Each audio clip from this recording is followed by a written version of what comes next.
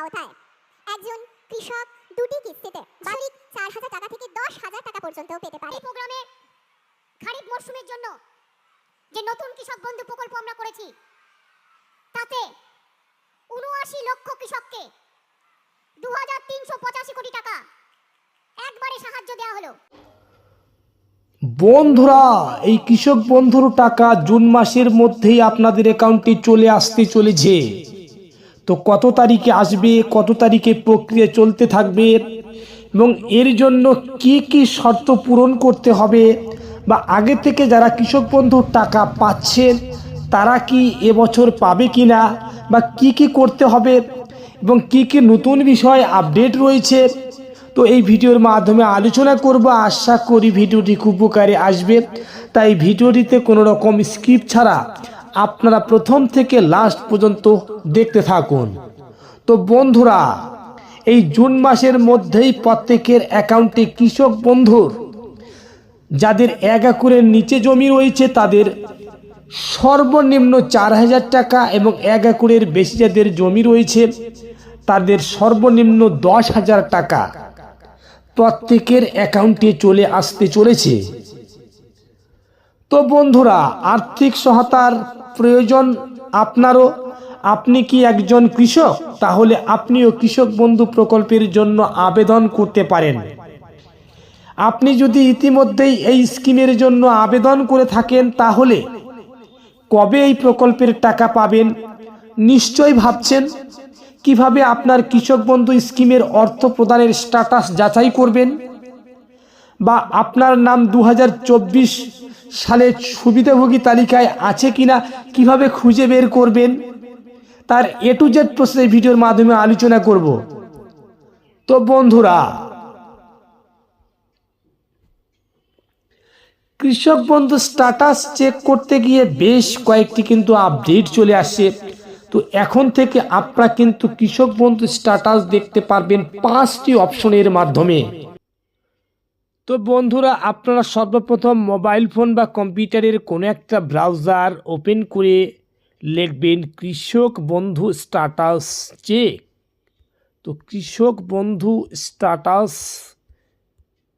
Status লিখে search করবেন। Search করার সঙ্গে সঙ্গে আপনাদের সামনে কৃষক বন্ধুর যে মূল অপশন, এই অপশনটি চলে আসবে। তো এবার আপনারা এই কৃষক বন্ধু অপশনে একবার প্রেস করে দেবেন। প্রেস করে দেওয়ার সঙ্গে সঙ্গে আপনাদের সামনে এরকম একটা অপশন চলে আসবে।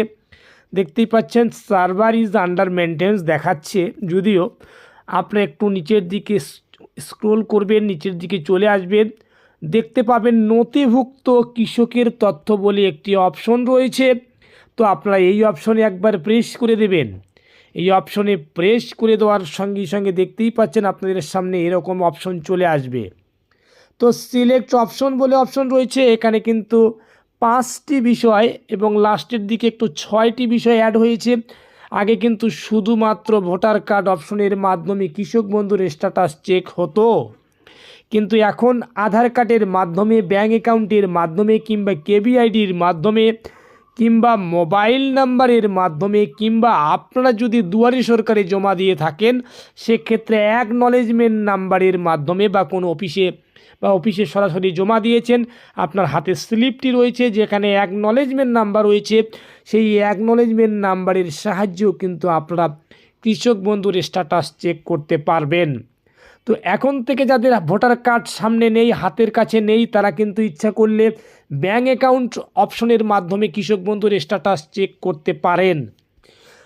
তো আমার যেহেতু ব্যাঙ্ক অ্যাকাউন্ট নাম্বার মুখস্থ রয়েছে বা মনে আছে, তাই আমি ব্যাঙ্ক অ্যাকাউন্ট নাম্বার অপশনের মাধ্যমে কৃষক বন্ধুর স্ট্যাটাস চেক করার চেষ্টা করছি।